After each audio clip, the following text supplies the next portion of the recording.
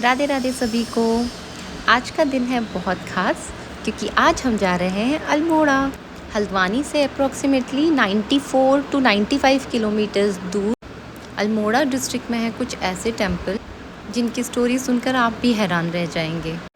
हल्द्वानी से अल्मोड़ा आने के लिए आप बाइक, स्कूटी, कार, कैब या फिर बस की सर्विस ले सकते हैं। हम लोग हल्द्वानी से अर्ली मॉर्निंग ही निकल गए थे, तो रास्ते में हमें लगी बहुत ज़ोरों की भूख। तो हमने मेहरा गाँव भीमताल में उडुपी वाला में ब्रेकफास्ट किया। आप भी जब कभी इस रूट में आए तो उडुपी वाला मेहरा गाँव में ज़रूर रुकिएगा। यहाँ का खाना बहुत ज़्यादा डिलीशियस है।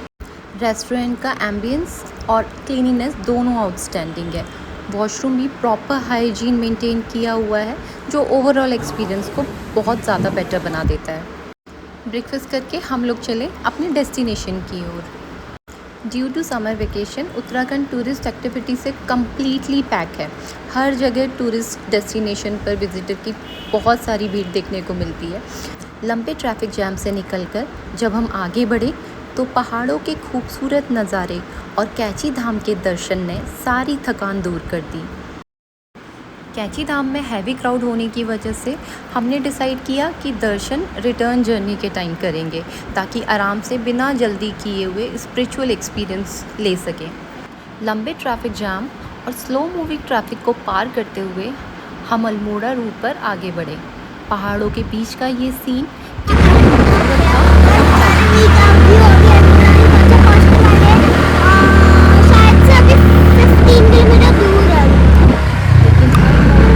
वाले ब्रीथ टेकिंग व्यूज़ ने सफ़र को यादगार बना दिया। ये है अल्मोड़ा की खूबसूरत वादियाँ, ठंडी हवाएं और हम। सबसे पहले हम दर्शन के लिए पहुँचे चितई गोलजू मंदिर।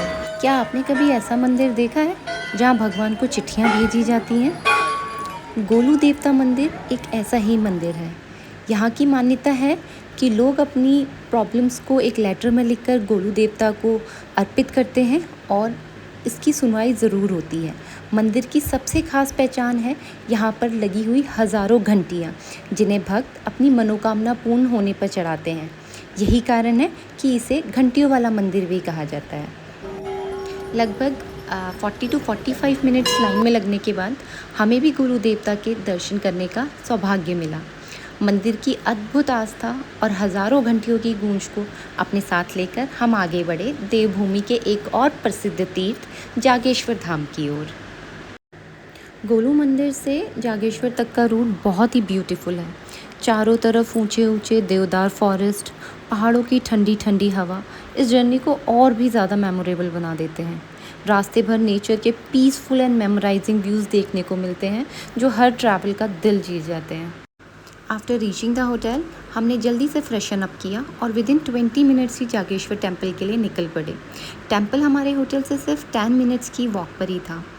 फाइनली हम पहुंच गए जागेश्वर टेम्पल, जो उत्तराखंड के सबसे प्राचीन शिव टेम्पल में से एक है।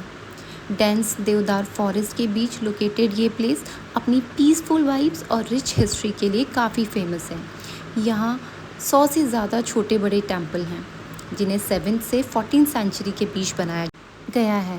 टेम्पल की स्टोन आर्किटेक्चर और कार्विंग देखकर उस समय की कला का अंदाज़ा लगाया जा सकता है। जैसे कि हम टेम्पल कॉम्प्लेक्स में एंटर हुए, एक अलग ही शांति और पॉजिटिविटी फील हुई। नेचर, स्पिरिचुअलिटी और हिस्ट्री का ये परफेक्ट कॉम्बिनेशन इस जगह को और भी स्पेशल बना देता है। अगर आप उत्तराखंड विज़िट कर रहे हैं तो जागेश्वर टेम्पल डेफिनेटली आपकी बकेट लिस्ट में होना चाहिए।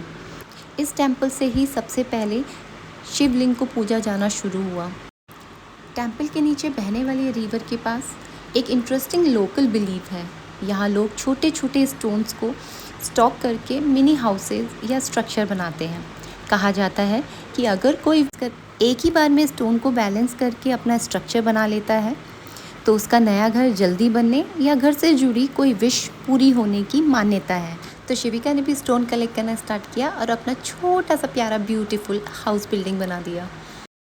शाम 7:30 बजे की आरती के बाद हम लोगों ने डिनर किया और रूम में चले गए।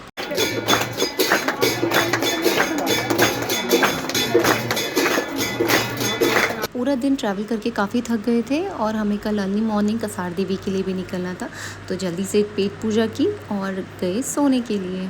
अभी टाइम हो रहा है मॉर्निंग का 7 और हम लोग जागेश्वर टेम्पल से निकल चुके हैं कसार देवी की तरफ। मॉर्निंग का टाइम है और पूरा इन्वायरमेंट फ्रेश एंड पीसफुल लग रहा है। कसार देवी को एक फेमस मेडिटेशन पॉइंट माना जाता है। यहाँ पर लॉन्ग टाइम से योगीज, ट्रैवलर्स और सीकर्स आते रहते हैं। कहा जाता है कि यहाँ का एटमॉस्फेयर और एनर्जी फील्ड काफ़ी यूनिक है, इसलिए यहाँ बैठकर मेडिटेशन करना एक अलग ही एक्सपीरियंस देता है। लोग कहते हैं कि यहाँ माइंड ऑटोमेटिकली काम हो जाता है और थॉट्स स्लोली सेटल होने लगते हैं। इस प्लेस की साइलेंस भी एक डिफरेंट टाइप का पीस देती है। यहाँ का Himalayan view absolutely breathtaking है। पूरी इंडिया में सिर्फ एक यही प्लेस है जहाँ पर आप एक्चुअली कॉस्मिक एनर्जी को फील कर सकते हैं। इस टेम्पल को माचू पिचू और स्टोन हेड से जोड़ा गया है, क्योंकि ये सिचुएटेड है वैन एलन बेल्ट पर, जो इसे अपनी जियोमैग्नेटिक एक्टिविटी से हाई कॉस्मिक एनर्जी देता है। और इस टेम्पल के बारे में स्कंद पुराण में भी बताया गया है। कसार देवी मंदिर के मेन कॉम्प्लेक्स से ऊपर स्टोन की स्टेयर स्टार्ट होती है, जो 50-60 स्टेप ऊपर जाकर शिव जी का एक मंदिर है, जिसे काशेश्वर महादेव के नाम से जाना जाता है, क्योंकि ये कश्यप हिल में सिचुएटेड है। ये मंदिर अप्रॉक्स 6942 फीट की हाइट पर है और यहाँ से पूरा अल्मोड़ा का व्यू बहुत ही सुंदर दिखाई देता है। देवी माँ के दर्शन करने के बाद शिव जी के दर्शन करने पर ही हमारी ये यात्रा को पूर्ण माना जाता है। ये पूरा रिच कसार देवी एरिया का पार्ट है, जो मेडिटेशन और साइलेंस के लिए फेमस है।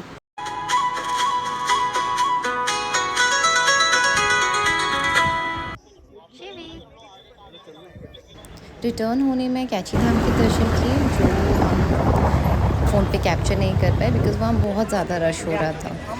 भीमताल में थोड़ा स्नैक्स के लिए रुके और फिर back to pavilion. If you like my video please subscribe and comment my channel. Thank you. Radhe Radhe.